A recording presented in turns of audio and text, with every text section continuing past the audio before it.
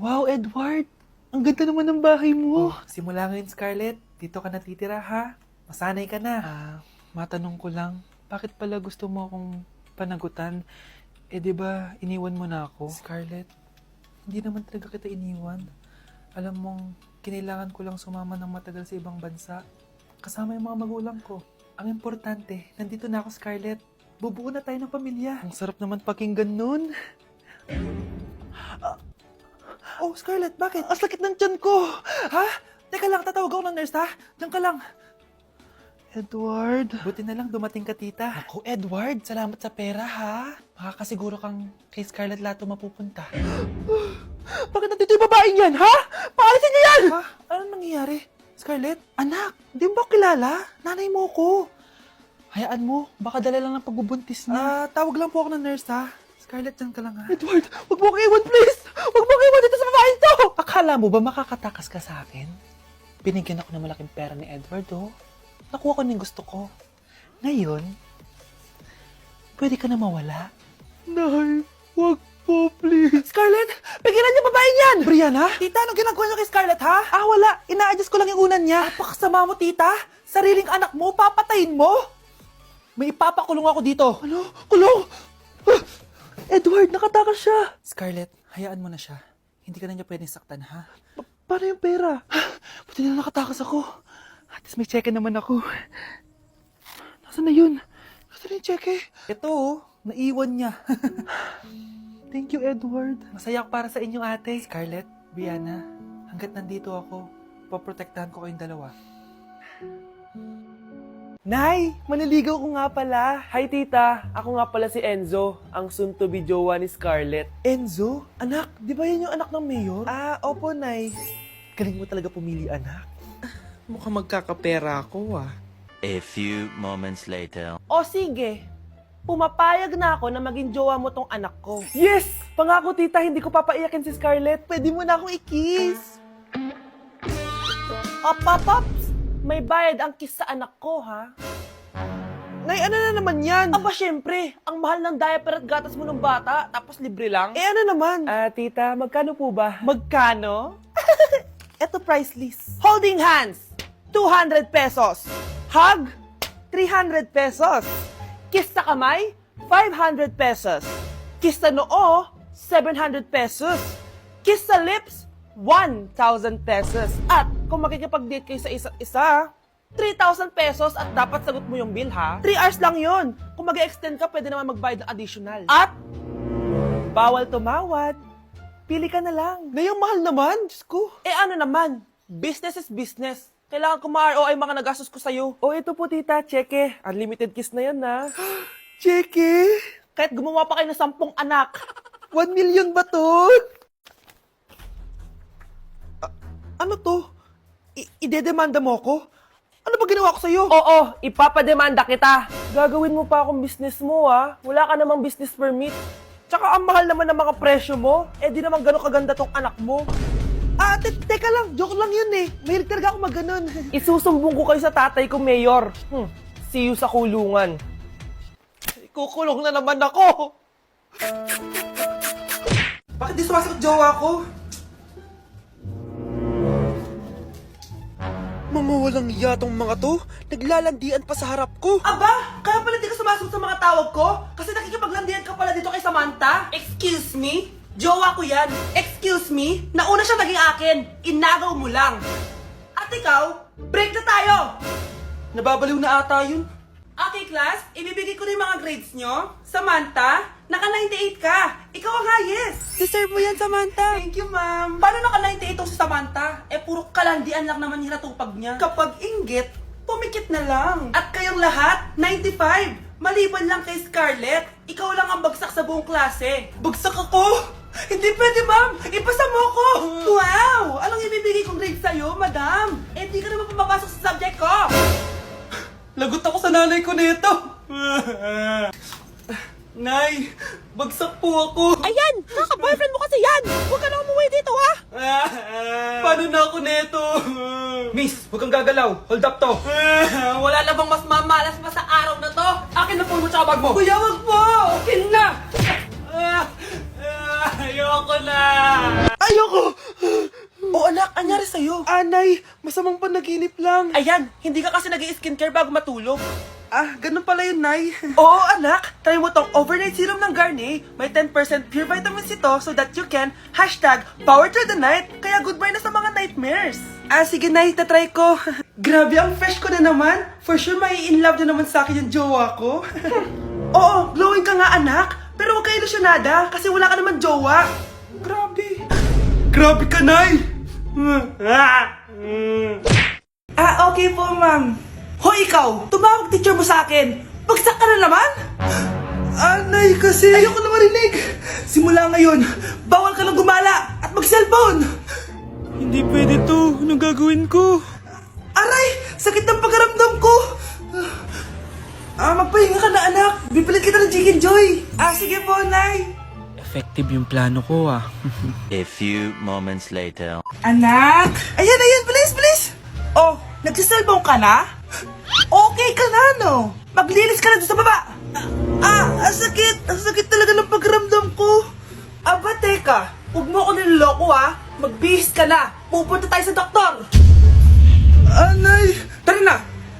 Hello, Doc! Ipapacheck up ko po tong anak ko. Sige, pasok kayo! Ano po nangyari sa kanya? Kasi Doc, palaging may masakit sa kanya. Totoo ba to, Doc? O kunwari niya lang para di siya mautusan? Tignan natin. May malalang sakit yung anak mo! Ha? Mamamatay na siya? Di ka magiging OA, mama. Meron akong gamot dito, ma'am. Last stock na lang to. Ipainom mo na. Effective yan, ha? Iinumin ko na, Nay, ha? Ayan, Nay. Okay na pakiramdam ko. Ayan! Huliin niyo na yan! Ano mangyayari? Isa siyang peking doktor! Kaya ikukulong na namin siya! Ha? Ay, anak! Ano nangyayari sa'yo? Anak! Ay, expired na pala yung gamot. Walang iya ka! Wow! Gising na siya! Ang pala mo nandito sa bahay. Nay, wag ngayon please. Alam mo, bilib din ako sa'yo eh. Wala na nga tayong makain, nagpabuntis ka pa. Buti pa yung anak ni Rosa, pag-aaral ay natupag. Nakakawalang gana. Yan, umalis ka. Diyan ka magaling.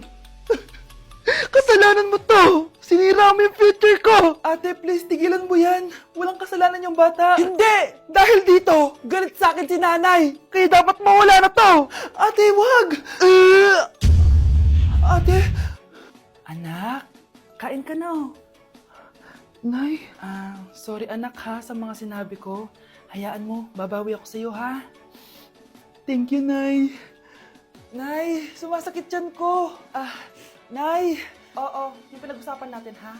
Hihintayin ko lang mga anak tong babaeng to. Pag nabigay ko na yung bata, ibigay mo na agad yung pera sa akin ha. Palak ibenta ni nanay yung anak ko. O anak, okay ka lang? Walang hiya ka, Nay! Ang sama mo! Akala ko, totoo nagbago ka na. Pera pa rin pala yung nasa utak mo. Abay, bakit? Wala ka nang pakinabang dito. At least yung anak mo, mapapakinabangan ko. Wala ka namang papakain dyan eh. Napakasama mo! Lalayas na ako sa impyernong to! Sige, lumayas ka! Sino tinakot mo? Tignan natin kung saan ka pupulutin. Hello, Bes. Hello, Bes! Kilala mo ba si Edward? Oo, Bes. Siya yung ama ng dinadala ko. Mayaman pala sila, Bes. Gusto kanyang makita kasi gusto niyang panagutan yung baby mo. Talaga? Oo, Bes! Ito na yun, Bes. Bes, hindi mo na kailangan magtiis na nanay mo. Hindi pwedeng anak ko lang ang makikinabang sa yaman ng lalaking yun. Dapat ako din.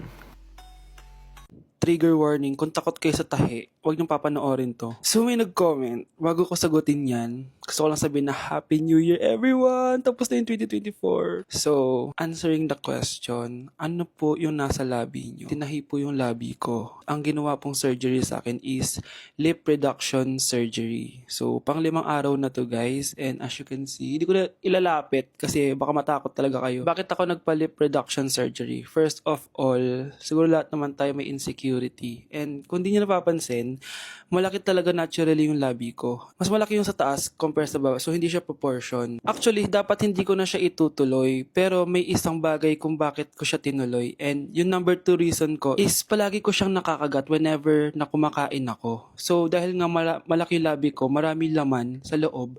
So kapag ngumunguya ako, nakakain ko siya. Ang tendency, hindi nawawala yung singaw ko. And lumalaki yung singaw ko kasi palagi ko siyang nakakagat. Imagine, hindi lang isa, hindi lang dalawa ko siya beses nakakagat, kundi siguro mga 5. Ganun kalala. So, dugong-dugo talaga. Kaya tinuloy ko na rin siya para finally mabawasan na yung laman niya sa loob at sana hindi ko na siya makagat in the future. Pero syempre, para mas maging confident na rin ako sa mga pictures. Kung nagtataka kayo kung bakit after Pasko or December 26 ako nagpa-surgery, is yun yung earliest na appointment na pwede yung doctor ko. And yun na yung ginrab ko since kailangan kong gumaling before ako bumalik sa school. Kasi di naman ako pwedeng bumalik sa school na nang ganito yung sitwasyon ng bibig ko. Paano ako magre-report, diba? Ito na ata yung sinasabi nilang New Year, New Me.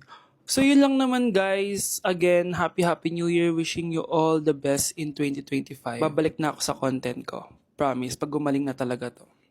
Bye-bye.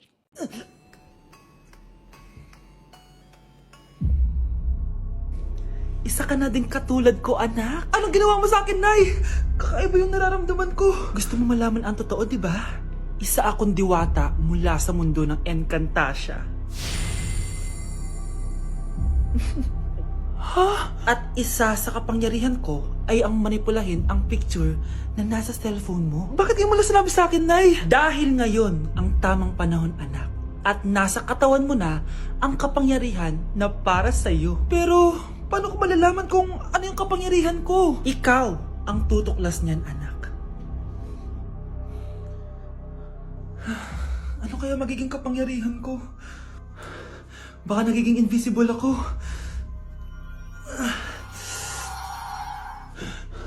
Hindi ako nawala. Baka kaya ko magpalutang ng gamit.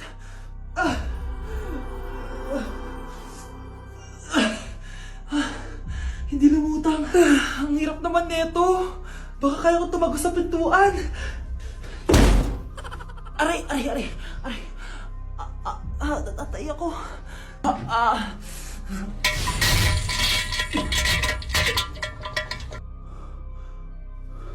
Ano yun?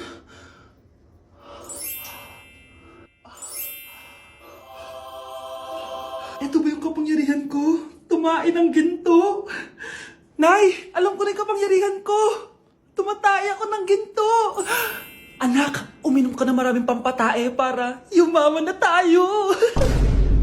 Talino mo talaga, Nay.